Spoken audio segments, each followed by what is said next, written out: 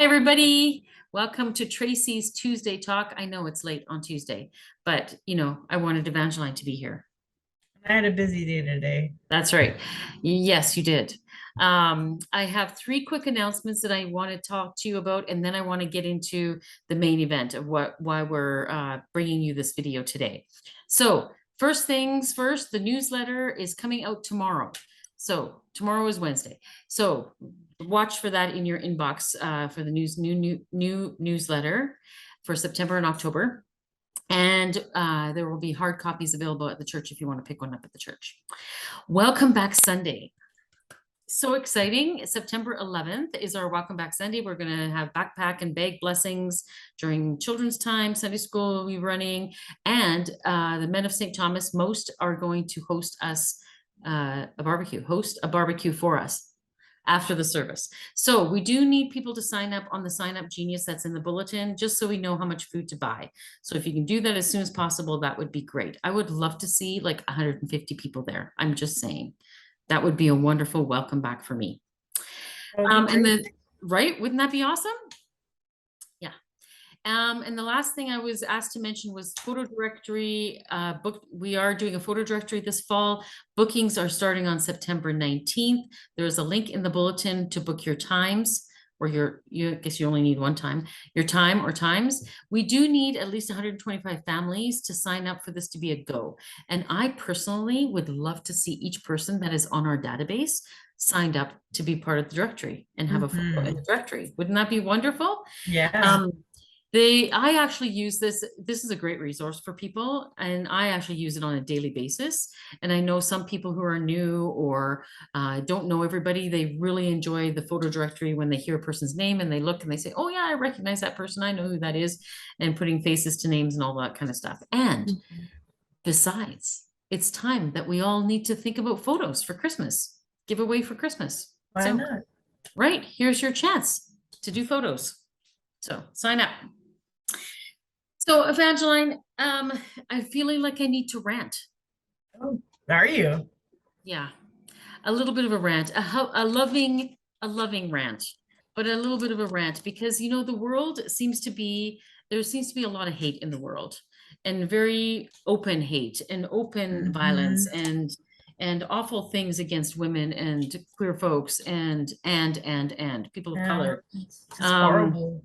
It is horrible. And, I think this is why you and I are so passionate about affirming and being part of a church that's affirming, because we lift these kinds of things up.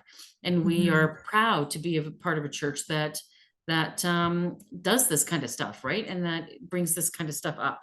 And so I know sometimes it feels like this is all we talk about.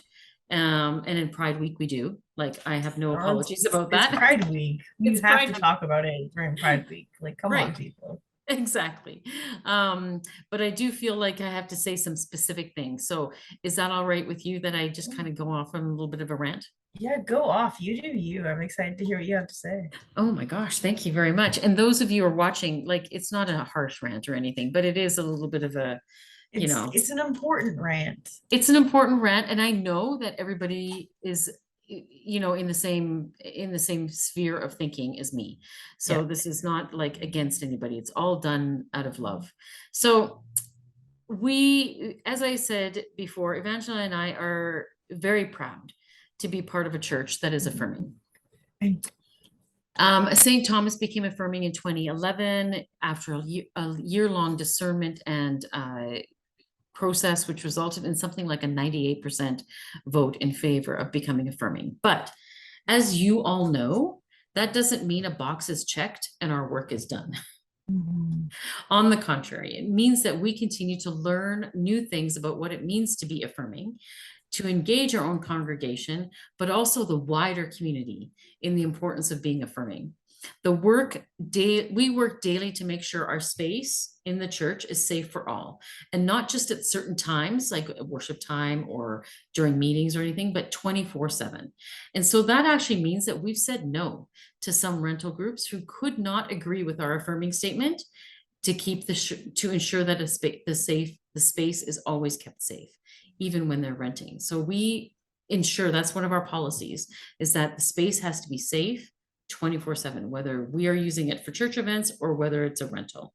And so that's what we signed up for, folks, when we became Affirming. The work continues and continues and continues. Mhm. And you may wonder why it continues and why it's not just done. And I can tell you with full disclosure and transparency, it's because there are lives at serious risk if we do not continue to do the Yeah. work. Yeah. The last video I did showing you all my fence, like all y'all, my fence at home where I painted my fence, the Progress Pride colors, that video garnered mostly likes. However, there were some and enough hateful negative comments as well, comments that Todd had to remove. Scarborough United Church, as some of you know, had their Affirming sign vandalized, and Affirming Connections has received a record number of hateful and violent comments on their social media as well. It is prevalent and it is spreading like wildfire. Wildfire. We as a church need to keep being public, intentional, and explicit about our affirming stance because it saves lives, literally. I have regular conversations with people, some people who are part of our own faith community, but mostly individuals who are not part of St. Thomas, whose lives are in danger from others wanting to harm them because they're part of the 2S LGBTQ community, or people who want to harm themselves because they truly believe that God thinks they're abominations. We can't be complacent and we can't let our guard down because let's be very real here. The harm, hate, and violence against the queer community often comes from people of faith and organizations of faith. The church has been responsible in the past for violence and hate.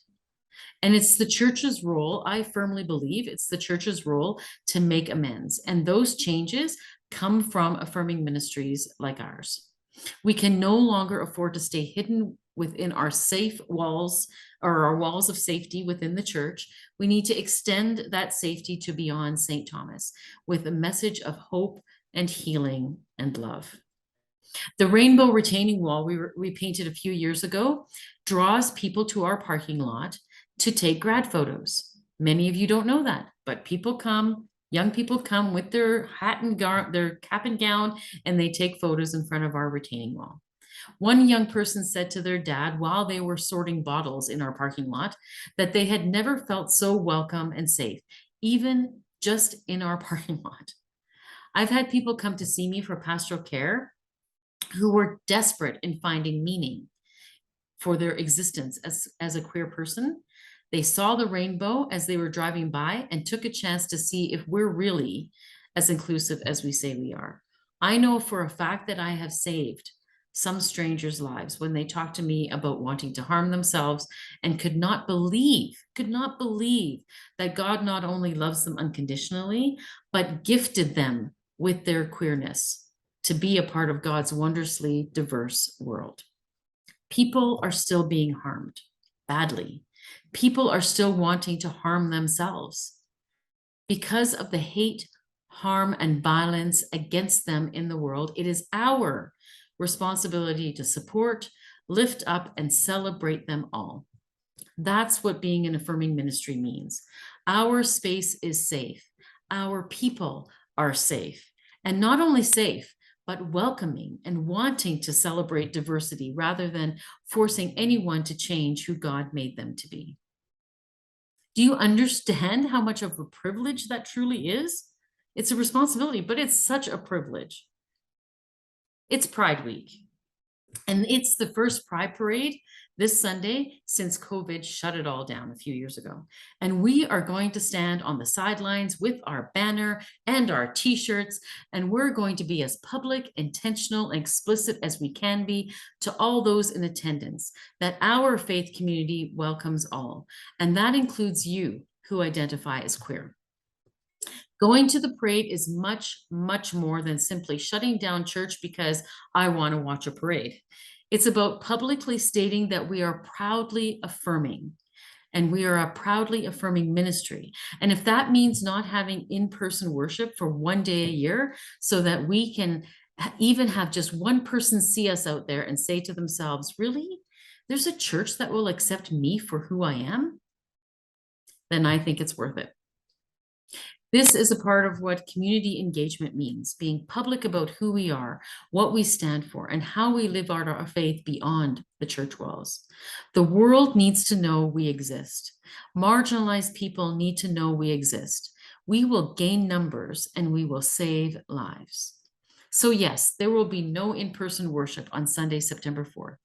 There will still be a worship service, Citywide Pride worship service, that you can watch online using the link on our website as usual. But if you want to be part of the community, the church community on Sunday, I would strongly encourage you to join us downtown before 11 a.m. on the south side of 9th Avenue and McLeod Trail Southeast. Bring a lawn chair if you can't stand for long. Wear bright colors, your stuck t-shirt, and especially lots of rainbows. And if you want to join the Pride bench painting, please do so. Join us on September 2nd, this Friday at 4 o'clock. Again, bring your lawn chairs so that we can chat and visit while taking turns painting. We may actually have enough painters, but that should not stop you from dropping by and visiting. The benches are another way for us to show the world in a public, intentional, and explicit way that love wins, no matter what and always. That we will always strive to be a safe place for everyone, that we will celebrate diversity and not judge or make someone feel unsafe. This is what being an affirming ministry means, and this is the work we need to continue doing. That's my rant. A great rant. Thank you. And I used wonderful. You see my background? I used this background. This was in Superstore, folks. This was in Superstore. Like Superstore, Awesome. it is being affirming, publicly, intentionally, explicitly affirming, and we should be too. And just so you know, that other flag, because you see the progress flag, but the other flag there behind you, that's the ally flag. Hang on, And hang on. I'm all messed up. That's the progress flag. That's the progress flag. And then the other one is the ally flag. So that's a straight ally flag. So that's a flag that people who are straight but are still allies use. And that's probably one of the things we're going to look into painting the bench, one of the benches at. So That's it's an right. important flag, I think, for our congregation, especially because I think a lot of people in our congregation are straight allies. And it's a flag that not many people know about. So yeah, I'm excited for the benches. I'm very excited. Yeah. So we'll have to, take lots of pictures with the benches. And I'll be there, people. Like, come on. Yeah, Evangeline's coming. Come see me, like. Right, exactly. Evangeline's coming for the weekend. And so, yeah, come and see Evangeline. It's important. That alone is worth it. Well, thank you, Evangeline, for joining me. I appreciate that. And just know that I just love everybody at St. Thomas. I truly, truly do. And I'm so proud, and I know Evangeline is too, of being an affirming church. We wouldn't have it any other way. Oh yeah, no, I love it. I love being the affirming chair, and I just love working with everybody. And one of the big goals is I hope that we can get more people involved with our affirming stuff, because even though the church is affirming, it doesn't mean that our work has stopped. And that's a very important thing we have to keep in mind. That's right. And it is. I mean, we believe right from the very beginning, it's beyond LGBTQ stuff. And that's why we want to paint the progress flag, right? There's people of color, racism issues. There's, sexist not just LGBTQ issues. It includes a lot of different things in the progress flag. Yeah. Yeah. And that's why we have to continue learning. That's why we have to continue doing the work. Yeah. Doing the work. Yeah. So that's why we're going to keep talking about it. And you might stop. We will not stop. Like, sorry, but yeah. Get used to it, people. All right. Well, that's enough of us. I'm going to stop this now, but I wish everybody a great week. Hope to see some of you on Friday night. And I really hope to see you on Sunday at the parade. I do too. I'm not in Calgary very often, so. That's right. Evangeline's going to be at the parade, and we'll be there early. We'll get our spot, so we'll take up lots of space so lots of people can join us. Simons Valley is going to be standing with us as well, I think. And then some of the other affirming churches are going to be just right beside us down the way a little bit, but we'll have lots of fun. So please do plan on joining us. Yeah. All right, everybody, have a great week and happy Pride. Happy Pride. Know that I see you and you are loved. Yes, 100%. Bye, everybody.